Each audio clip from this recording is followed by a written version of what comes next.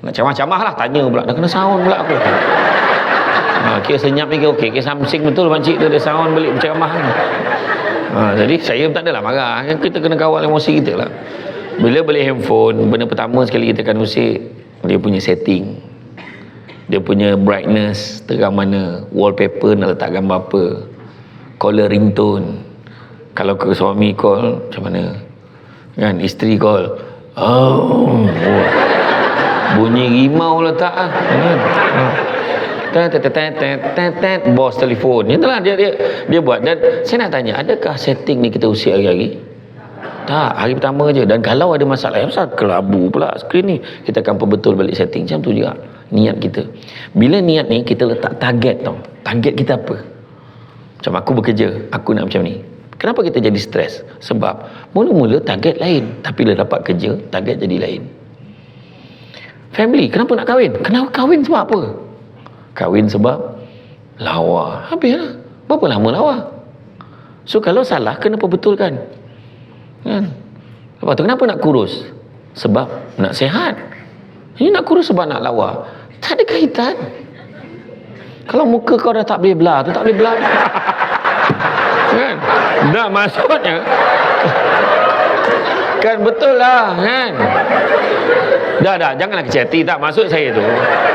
Tak maksud saya, lawa tu sendiri subjektif. Lawa sendiri subjektif. Tak percaya, cuba duduk dekat terminal bas Pudu tu kan. Kita tengok dekat airport, kita tengok yang jalan berpasang-pasangan, tengok. Ya Allah, lelaki dia handsome gila weh. Tu bini dia ke mak dia tu kan. Kita boleh cakap macam tu tau. Dia cakap, weh, bini dia lawa tu, lelaki dia merayau muka dia. Dia kata, ini mengutuk orang tu, sedap aja. Tak, tapi sebab saja itu saya kata setting nak kena betul. Kenapa kita nak kuruskan badan? Mungkin pada Islam kerana Allah mudahnya nak beribadah. Mungkin pada yang lain mungkin mudah produktiviti dia. Kan, saya pun dalam usaha ni nak kuruskan badan ni, nak turunkan berat badan. Memang kena sebab dia tengok balik kan. Ya Allah, saya ceramah tuan-tuan dan saya tak boleh kontrol dah penganjur ni. Kadang PA dah cakap SD dia makan SD sama serbat lah. SD dia cuma makan buah dengan air lemon kosong. Sampai kat masjid-masjid ni ada yang degil, kepala kambing tak dapat, hajat orang kampung start. Jadi kita setting kita. Kalau kita kahwin letak lawa, kita akan problem nanti. Kenapa kahwin? Sebab saya ingin menghabiskan kehidupan saya dengan dia. Saya nak mencari kebahagiaan bersama dengannya, mencipta kebahagiaan bersama dengan isteri saya. Isteri pun sama. Saya nak kahwin dengan dia sebab saya yakin dia boleh jaga saya walau apa pun terjadi. Macam tu. Ini tak setting. Dia kaya, dia mampu, dia boleh jaga duit, dia boleh jaga kebajikan saya. Habislah. Kalau sampai masa, sebab sebenarnya kita ni, tu sebabnya dekat dalam perkahwinan misalnya, nak mewujudkan kebahagiaan ni, sebenarnya suami isteri ni dia dalam bahasa Jawa tu dia disebut sebagai reciprocal process. Maknanya lengkap melengkapi. Mana yang isteri kurang, suami bantu lengkapkan. Faham? Mana yang isterinya kurang, dia akan bantu lengkapkan.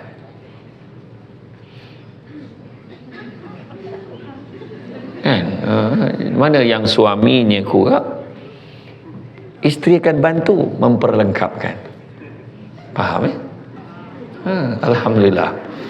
Jadi maknanya kekurangan, contohnya suami ni dia panah barat, isteri datang, abang sabarlah. Nampak kekurangan suami dia tu. Jadi suami nampak okey je. Tu sebab dia kata di sebalik seorang lelaki hebat tu ada wanita hebat di belakangnya.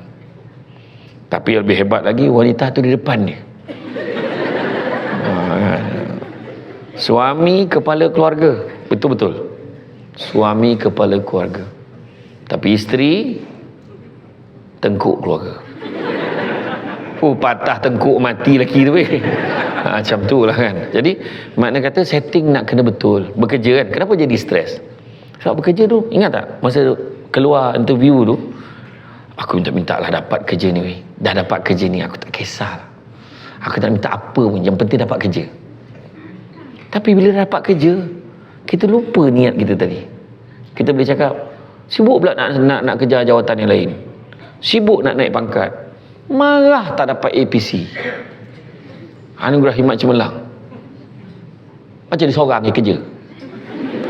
Kita ni apa weh? Oh, ayat dia kan. Pas dia.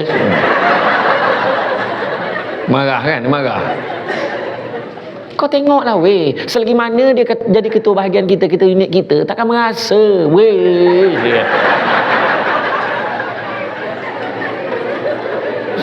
Tak, apa jadi pada matlamat awal kita kata kita nak dapat kerja, at least kita syukur dah dapat kerja. Lepas tu marah.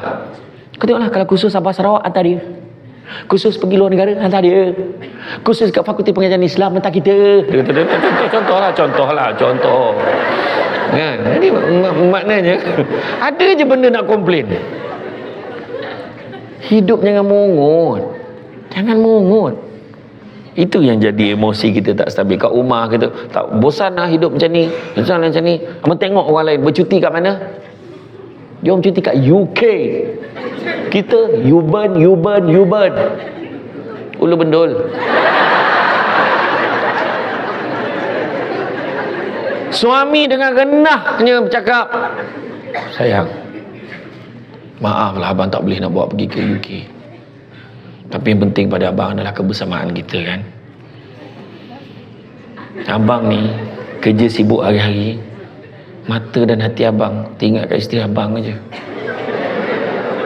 Tak, aku kena lakon kan biar kau faham. Faham tak? Benda ni tak, sekarang kan apa guna dapat pergi UK, dapat pergi ni, tapi suami dekat sini, kita kat sana, apa guna? Kan? Dapat makan ramai-ramai seronok, suami tak ada. Suami sibuk, ceramah sana, ceramah sini. Contoh. Itulah penderitaan yang dihadapi oleh penceramah yang you all tak tahu. Kadang isteri kadang sampai time cemburu dia kata, hari ni dia tengok perempuan lain tak? Mana ada? Ni tengok ramai ni yang perempuan ni semua yang pakai tudung semua lelaki tu.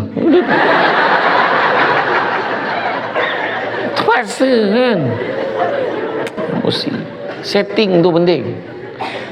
Itu sebabnya dalam emosi ni, keluarga kita macam anak kita kan. Anak kita letak kan. Bila anak kita dah ambil baik, kita nampak anak kita dah belajar je. Kita nampak anak kita ambil result. Kan? Kita berdoa, ya Allah, berikanlah anak aku keputusan yang terbaik, ya Allah. Kita yakin tak dengan doa kita tu? Yakin ke tak yakin? Kadang-kadang banyak kita tak yakin. Tu sebab kita kena yakin betul-betul. Ya Allah, Tuhanku, kau jagalah suamiku, ya Allah. Jangan kau benarkan dia memandang perempuan yang lain, ya Allah. Biarlah dia hanya memandang kepadaku, ya Allah. Accident kawan tu. Dia pandang kita, tak pandang dia, tak pandang. Dah masuk. Dah. Kita doa kena yakin. Ya Allah, berikanlah anakku keputusan yang terbaik, ya Allah. Sekali anak balik macam ni, ibu, ni aku sampai dapat berapa? 9E. Masa tu kebiasaan orang akan marah. Apa yang kau buat? Kau belajar apa? Menyusahkan orang aja. Macam ni lah. Itulah. Main-main lagi. Wah, dia dah cuba apa yang dia boleh lah mungkin. Tapi kalau kita percaya dengan doa kita tadi, mungkin itulah yang terbaik. Kita pun cakap dia, tak apalah, nak buat macam mana kan? Dah takat tu ya otak kau. Mak redha je. Contoh. Ni emosi tak? Kalau orang lain emosi marah dah ni. Anak ni tadi rupanya disebabkan kita kontrol emosi kita tadi, anak kita rupanya rasa bersalah tak lah. Mak tak marah ke? Nak buat macam mana? Nak membantu yang kau buat balik. Bukan boleh ubah. Kalau mak marah boleh jadi semua A pun tak ada pun kan. Dia rasa bersalah sangat sebab dekat sekolah tadi kawan-kawan dia semua ketawakan dia. Dan bila dia balik dia kata tak sepatutnya, dalam hati dia, tak sepatutnya aku bagi keputusan ni kat mak aku. Diam-diam dia kerja part time dan dia ambil paper June. Paper Julai dah tak ada. Dia ambil paper June, dia tampal result periksa dia. Alhamdulillah, tampal-tampal boleh masuk college. Pada college dapat masuk UM, dapat masuk universiti. Lepas tu dia kerja dapat gaji, bagi gaji berbulan kat mak dia. Maka betul tak 9E tadi keputusan terbaik sebab dapat ubah dia. Itu maksud dia. Nampak tak? Paling simple lah. Cuba ingat tak masa kita putus cinta dengan boyfriend kita, orang perempuan lah. Orang lelaki saya tak nak cerita, orang lelaki dia biasa proses ni. Orang perempuan, orang lelaki kena tinggal ni biasa. Kena tinggal biasa kan? Tak, orang perempuan ingat tak masa kena tinggal kat boyfriend dulu, clash, kita pun tak faham. Ingat tak? Orang bodoh, matilah kau, mati kena lenyek kau, mati. Tak guna yang nyata, bodoh. Kita marah lelaki tu kan. Ingat tak? Tak pernah tak macam tu. Si ambil gambar dia terbakar kau. Kita buat macam-macam lah. Macam-macam kita buat dulu kan. Tak betul. Tapi tanpa kita sedar, tanpa kelamaan, akhirnya Tuhan wujudkan peluang kita berjumpa dengan suami kita hari ni. Kalau tak sebab kita clash dengan dia dulu, mungkin tak jumpa suami ni. Dan kemudian dapat tahu pula kehidupan ex kita tu tidaklah seindah yang disangka. Better pula lagi hubungan kita dengan husband kita sekarang ni. Dah senyum seseorang tengok suami tu. Kau apa hal? Tak ada, suka tengok abang.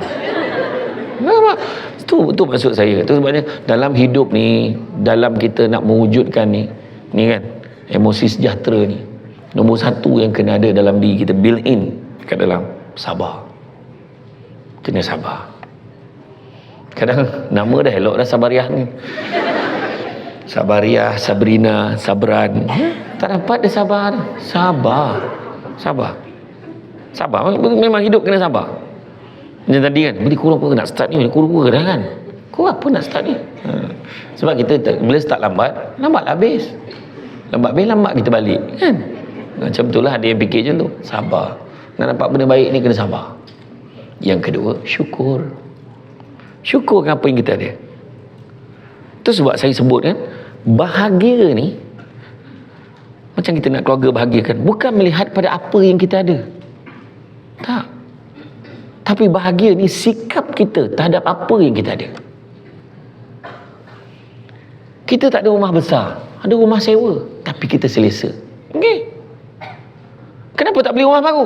Belum ada kemampuan. Tak apalah, rumah sewa lah. Tuan rumah pun baik. Tuan rumah bagi kita sambung sewa. Sewa dah bertahun-tahun. Sampaikan dia cakap, kalau awak nak beli cakap lah. Tapi kalau saya beli harganya macam ni. Dia tawarkan kat kita. Dia bagi keutamaan kat kita. Kan, maknanya itu lebih baik. Kan? Walaupun sewa, tapi kita dapat menikmati, membesarkan keluarga kita. Tempat berteduh. Itu sebenarnya. Syukur ni melihat anak. Kadang-kadang Tuhan bagi. Kadang ada orang Tuhan bagi apa? Tuhan bagi jambatan dia pendek, cepat dapat jodoh. Syukur. Ada orang lambat dapat jodoh, jambatan dia panjang. Yang tadi jambatan pendek, jambatan dia panjang, lambat dapat jodoh. Rupanya Tuhan nak bagi yang terbaik. Ada orang tu langsung tak ada jambatan sebab Tuhan nak bagi peluang dia menjaga kedua ibu bapa dia sampai ke akhirnya. Ada orang tu jambatannya dah lah pendek, banyak kali pula tu. Tu semua adalah kurniaan daripada Ilahi sebenarnya. Dia bukan diukur pada jenis kereta yang dia pakai, tapi sikap kita terhadap apa yang kita ada. Anak kita mungkin tak ramai, anak kita 2 orang je, tapi cerdik. Anak kita pula ramai, rajin beranak. Assalamualaikum, salam, beranak. Bagi salam, menyahut, beranak lah. Ada seorang tu tak sempat bagi salam, tepuk nyamuk beranak lah. Yang faham, tak faham, sudah lantak lah kau. Rezeki. Nampak tak? Ada orang kan, dia bersyukur. Dia syukur dengan apa? Keluarga ni ada. Macam orang perempuan ni kadang dia lupa. Dulu, you all nak lagi cari suami, kalau boleh nak cari karakter dia macam mana? Cakap. Orang perempuan. Kau nak lelaki macam mana? Cakap ada satu sifat yang kau suka pada lelaki, cakap. Teruk betul dia. Handsome, kaya. Tak, yang bercakap tu sedar ke tak sedar ni? Aku tanya karakter, bukannya pencapaian dia. Karakter. Okeylah handsome. Tak, handsome kan saya kata handsome lawak subjektif. Tak, sifat yang kau suka. Apa dia? Penyayang. Apa dia? Kelakar. Ni, benda ni memang dia sebut dari dulu. Tapi lepas kahwin dia lupa. Abang rindu betul dengan si abang. Nak mampus lagi orang tua ni. Kawan tu romantik kau marah. Lepas tu buat lawak-lawak. Abang ni tak boleh serius ke? La ilaha illallah, dulu kau cakap suka yang funny. Jangan sampai penyayang suami dan juga kelakarnya suami dihargai oleh orang ketiga.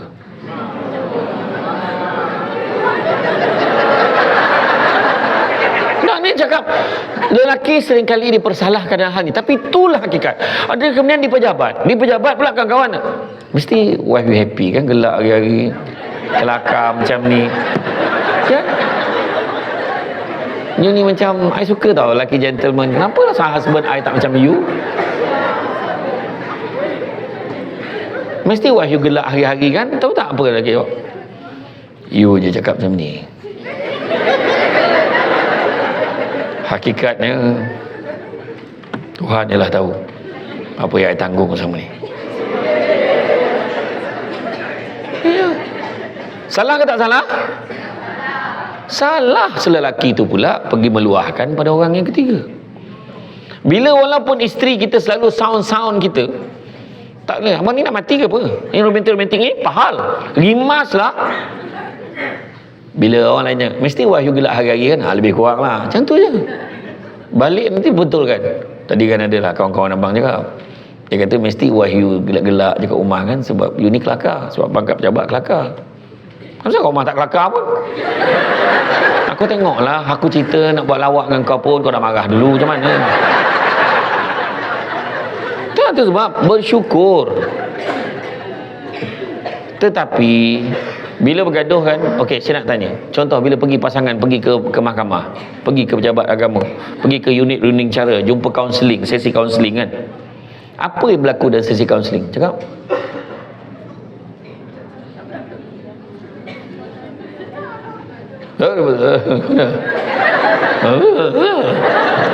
apa dia dalam sesi kaunseling tu? Apa yang berlaku? Ha? Tak pergi. Tak, bila katalah dia pergi. Okey, apa yang berlaku? Jap, apa dia? Tak boleh nak digambarkan. Kau jangan duduk sebelah lagi boleh tak? Tak apa-apa jawapan kau orang ni lah.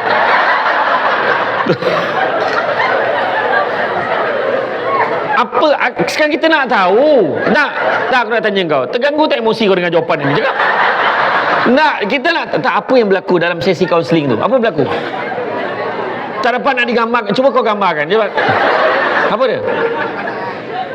Apa yang berlaku? Gaduh. Apa yang digaduhkan? Dia akan sebut apa? Dia akan sebut kesalahan dia ni. Dia ni akan sebut kekurangan dia ni. Dia akan cakap dia ni tak patut, dia ni tak buat itu, dia tak buat ini. Sedangkan dalam 20 tahun ni yang pertama sebelum ni, benda ni dah lama pun berlaku, tapi kenapa sekarang pun nak sebut? Makna sebelum ni kita boleh terima pun kekurangan tu. Tu sebab saya selalu sebut, segemuk-gemuk ikan ada tulang dia, sekurus-kurus ikan ada isinya kan? Sebaik-baik manusia ada kekurangannya, sekurang-kurang manusia ada kebaikannya. Kalau kita pilih nak tengok kekurangan seseorang, kita akan dapat, sedangkan kebaikannya banyak lagi. Nabi kata bila kamu bergaduh jangan kamu mencari, kerana terlalu banyak lagi kebaikan yang dah dilakukan oleh pasangan kamu. Baik, isteri kita paling tidak teruk-teruk pun dia buat apa? Dia masak, marah-marah pun tatang dia hentak kuali, makan lah, memang dia pun suruh makan. Dia tanya mati lebih baik terang, pergi keluar, bergambus pada rumah. Dia tak ada. Kita pun makan. Makan. Dia marah kita makanlah. Kan? Suami kita macam mana teruk pun dia duit belanja, dia bawa balik mungkin.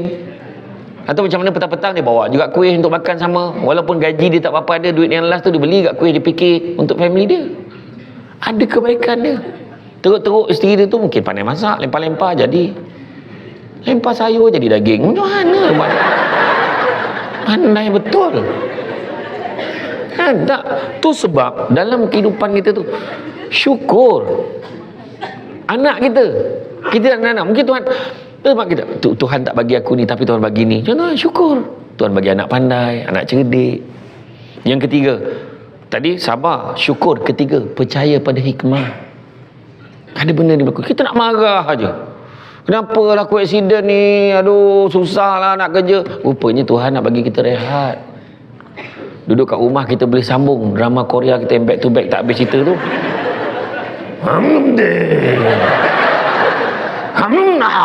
Berkakak tengok dia. Aku pun heran tengok drama Korea ni.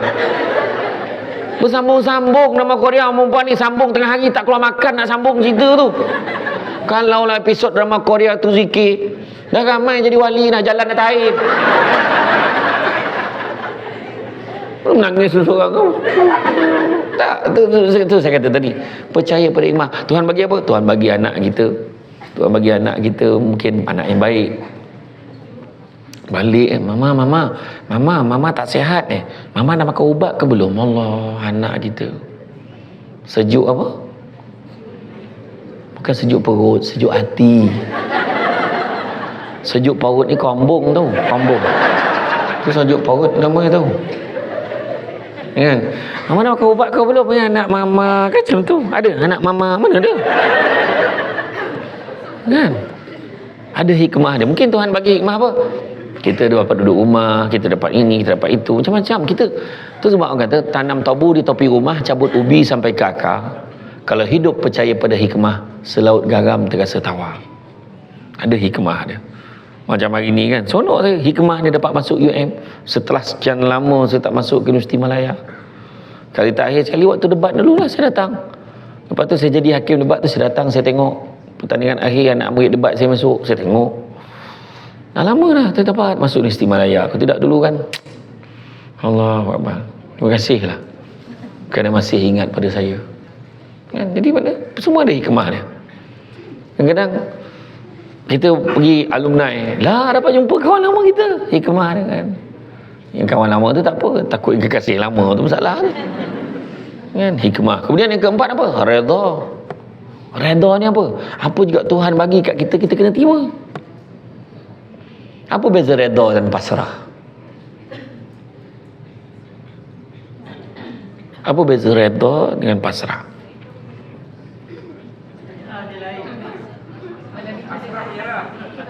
Cik. Redha apa tadi? Pasrah itu berserah lah. Redha ni maksudnya kita menerima apa yang Tuhan berikan kepada kita dengan ikhlas. Tapi pasrah ni kita menerima dengan hati yang sakit. Kita seolah terpaksa macam mana? Dah dibuat dulu. Saya nak kata apa? Dah kahwin ke pun? Geram tu orang geram lah. Macam mana?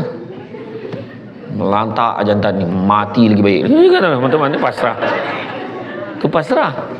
Tapi kalau redha tu, tak apalah. Buat macam mana, saya anggap ni ujian untuk saya lah. Kemudian Allah bagi kekuatan kat saya. Itu redha. Nampak tak? Itu keadaan dia. Dan yang last sekali, ikhlas. Kena ada lima-lima ni. Apa maksud ikhlas? Maksud ikhlas berbuat sesuatu perkara tanpa mengharapkan balasan, wa imma perkataan terima kasih pun tidak diharapkan. Tapi kita kat Malaysia ni pelik sikit. Aku tolong dia ikhlas weh. Dia terima kasih pun tidak. Makna yang tu tak ikhlas.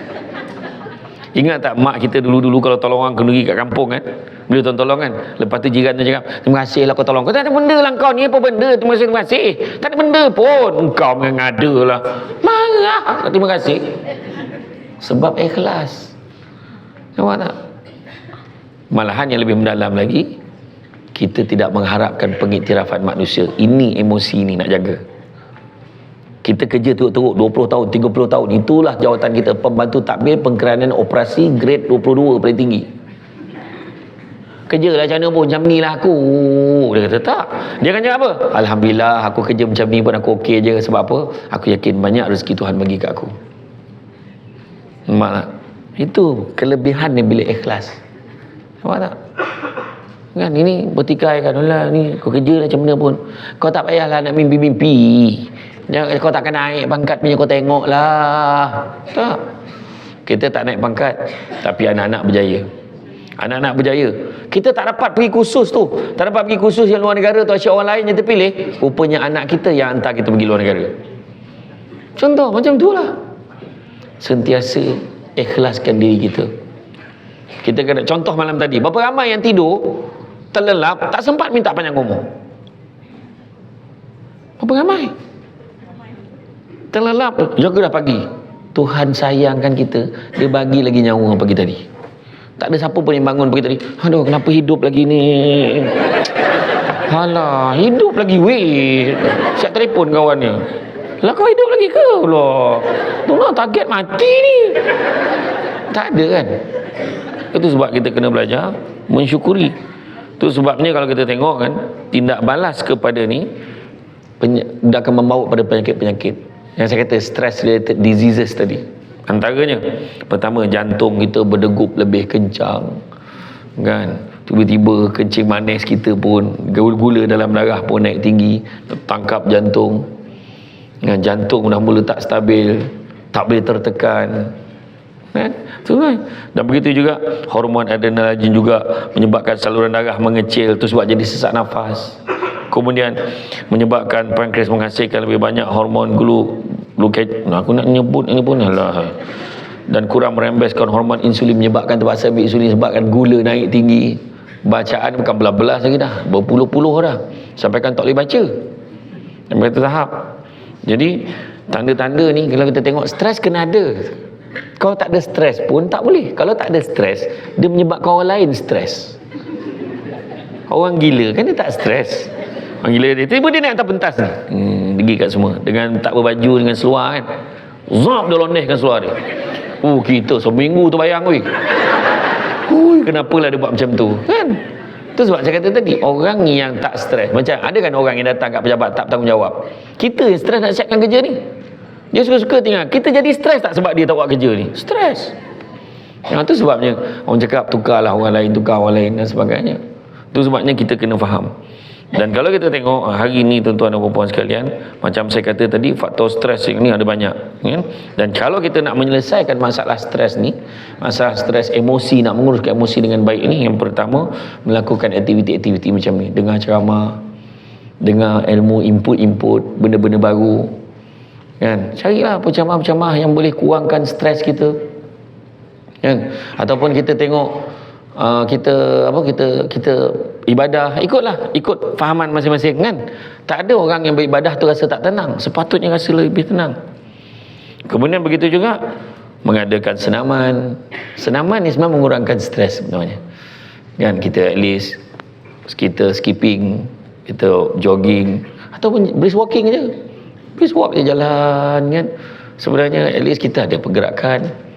Dan begitu juga kita boleh buat, mempraktikkan pengamalan tidur yang baik kan. Tidur yang baik, kalau masalah kita tidur kadang kita tidur lewat, lepas tu tidur pula bantalnya tak sesuai kan, bantalan KLCC pegak tuan. Lepas tu belum cerita lagi suami yang menyebabkan stres pada pasangan sebab apa, bunyi-bunyi yang dihasilkan.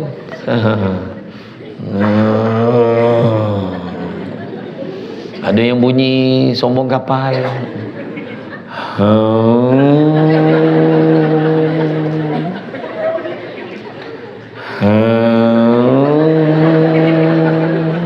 Sampai pagi tu. So pagi bini bertanya, bang malam tadi berapa banyak pelabuhan singgah? Ada memang ada bunyi macam tu.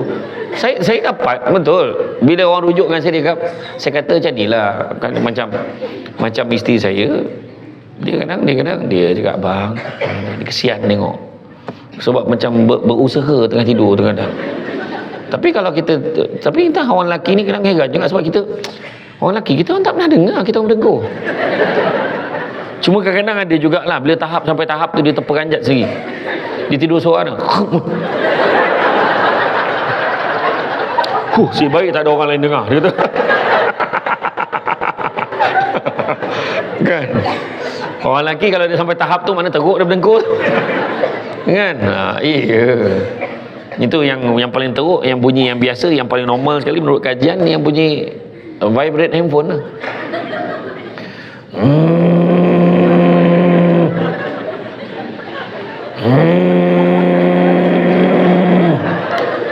lagi penat pada tu, di hujung tu dia ada bunyi sikit.